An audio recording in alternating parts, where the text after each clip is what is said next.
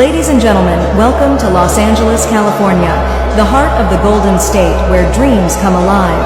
From the bustling streets of downtown to the scenic... So much has already happened in the first half, and the acceptance speeches have been on fire. Who got shouted out the most? Let's look at the numbers. All right, cast and crew are leading the way with 11 mentions. Moms are holding... Ang Los Angeles wildfire ang isa na yata sa pinakamalaking pinsala na nangyari sa US. Pero bago ito nangyari ay panoorin ang sinabi ng host na ito sa Annual Globe Awards. No surprise in this godless town. No surprise in this godless town. Sa botohan ng 0 ang natanggap ni God kay R nakapag-comment siya ng "No surprise this a godless town." At ang mga tao sa lugar na yun ay nagtawanan pa. Ito ang naging parusa ni God sa mga taong hindi naniniwala sa kanya. Ganito ang mangyayari sa pagbanggit sa pangalan ng Diyos at gawing katatawanan.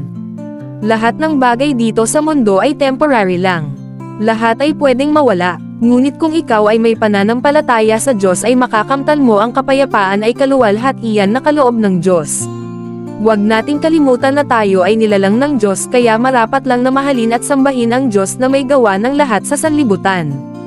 Paki-share ang videong ito upang ipaalala sa lahat na huwag kalimutan ang Diyos sa hirap man o tagumpay na ating nararanasan sa buhay. Laging manalig sa Kanya. Do not use the name of God in vain.